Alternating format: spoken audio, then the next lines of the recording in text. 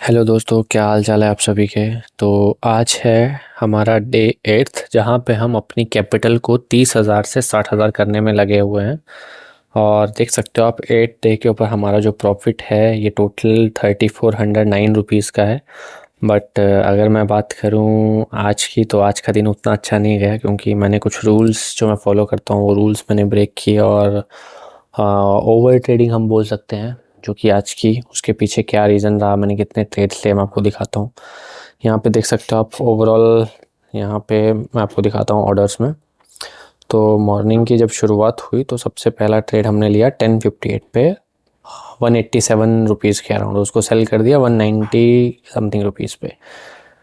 And second trade हमने लिया 12:45 पे 203.70 पे और 208, मतलब यहाँ पे भी ठीक है। ओवरऑल 538 रुपये। और अगर ऊपर देखेंगे आप 12:51 पे 215 पे लेके 217 पे चल गया, तो 10-11 रुपये का प्रॉफिट हो चुका था। मुझे यहीं रुक जाना चाहिए था, बट मैं यहाँ नहीं रुका, वही मेरी सबसे बड़ी गलती थी। मेरी लिस्ट में कह रहा था कि हाँ 3 ट्रेड मुझे दिन के लेने होते हैं और 3 से ज़्यादा ट्रेड नहीं क्रॉस करने हैं, बट वो चीज़ मैंने आज ब्रेक कर दिया and I entered into the fourth trade.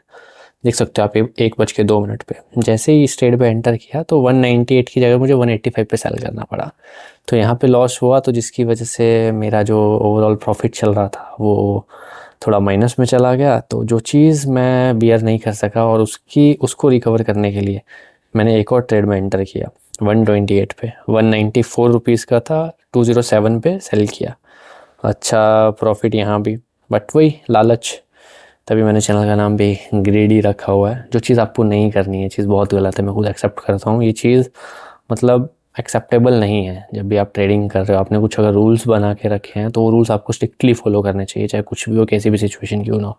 मुझे मेरे फर्स्ट 3 ट्रेड के बाद ही रुक जाना चाहिए था। देख सकते हो आपकी profit loss profit loss profit loss ऐसे करते करते ओवरऑल यहाँ पे हमने एक और ट्रेड पे एंटर किया 231 पे 208 पे और उसको सेल किया 223 रुपीज़ पे, फिर 228 पे और उसको सेल किया 238 पे। तो मतलब ठीक है, कॉन्फिडेंस है। जो चीज़ मैं देखता हूँ, जो ट्रेड मुझे लगते हैं कि ये इस तरीके से काम करेंगे, वो करते भी हैं।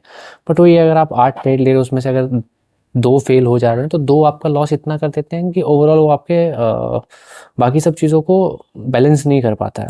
तो यही एक बहुत बड़ी गलती थी जो मुझे नहीं करनी चाहिए थी, बट ठीक है, लर्निंग फेज़ है, सीख रहे हैं।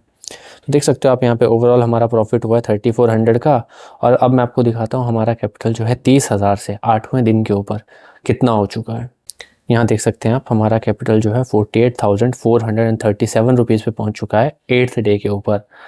हम अच्छी स्पीड पे जा रहे हैं, अपने टारगेट से सिर्फ और सिर्फ 11,000 दूर हैं हम। जहाँ पे आप देख सकोगे, अगर हम पेशेंस के साथ काम करेंगे तो स्टेप बाय स्टेप धीरे धीरे ये चीज़ें अचीव हो सकती हैं। आज जो हमारे अकाउंट में पैसे आए हैं वो 2300 के अराउंड हैं, और जो हमारा चार्जेस के लिए कटा है वो 1000 के अराउंड गए हैं, क्योंकि मैंने आपको बताया ज़्यादा ट्रेड लिए हैं आज। ठीक है, एक्सेप्ट कर दें गलती। बट अच्छी चीज़ ये है कि हमारा जो कैपिटल है वो एक पॉजिटिव डायरेक्शन में जा रहा है पिछले कुछ दिनों से। यहाँ पे मैं आपको अपने लास्ट की ट्रांजेक्शन्स दिखाता हूँ।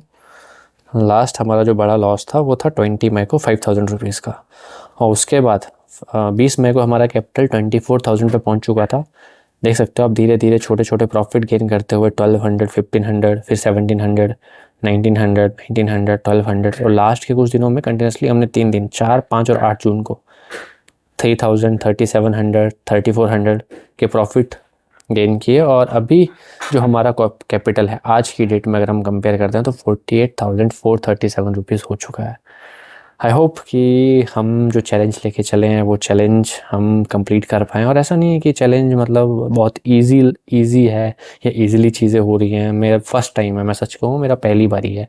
तो इन सब चीज़ों को देख के मोटिवेट होने की ज़रूरत नहीं है। अगर आपके पास कॉन्फिडेंट है, आपने लर्निंग अच्छी है, गाइडेंस है, सपोर्ट है, आपको नॉलेज है, तभी ट्रेड करें। Otherwise this is very risky thing. आप क्या जो पूरा का पूरा कैपिटल है वो ज़ीरो भी हो सकता है, इतनी रिस्की चीज़ है ना। तो ट्रेडिंग बहुत सोच समझ के करें, किसी के बहकावे में आके या किसी के प्रॉफिट देख के इन सब चीज़ों में एंटर करने की ज़रूरत नहीं। और लालच तो बिल्कुल मत करें, बिल्कुल मत करें। अगर मैं हर बार यही सेम चीज़ कहता हूँ कि अगर आपकी अर्निंग 50,000 रुपीज़ है तो उसका सिर्फ और सिर्फ 10% सीखने के लिए लगाओ। 5,000 से ज़्यादा इन सब चीज़ों में डालने की ज़रूरत नहीं है।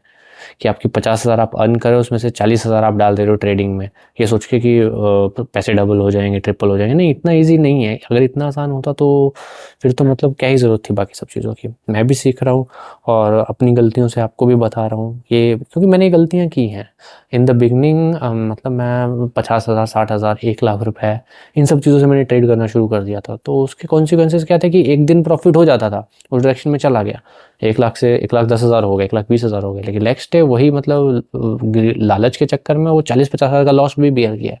तो उस चीज़ का कोई फ़ायदा नहीं है। भले आप प्रॉफिट छोटे छोटे करो, बहुत प्रॉफिट नहीं हो रहा, आपने 10,000 से शुरू किया, आपका दिन में 500-600 रुपये, 500-600 रुपये आप निकाल रहे हो, और कंटिन्यूसली उस चीज़ को अगर कर रहे हो आप 10 दिन, 20 दिन, 25 दिन, 6 महीना, 8 महीना, तो वो चीज़ लॉन्ग टर्म में आपको एक कॉन्फिडेंस भी बूस्ट करेगी और आपको मतलब उस चीज़ से फ़ायदा भी होगा। बाद में जब आपको लगता है कि नहीं यार, I am going in the right direction, तब अपना कैपिटल इंक्रीज़ करिए, है ना। शुरू में ही मतलब 5 लाख ऐसा लग रहा है कि आपके पास बहुत ज़्यादा पैसा होगा तभी आप पैसा बना पाओगे, ऐसा नहीं है। सो ये मेरी तरफ से सजेशन था आज के लिए। देखते हैं कितना टाइम लगता है 60,000 तक पहुंचने के लिए। अभी तक तो हम एक सही डायरेक्शन में जा रहे हैं पिछले कुछ दिनों से, बट ठीक है। तो चलिए, बाय बाय।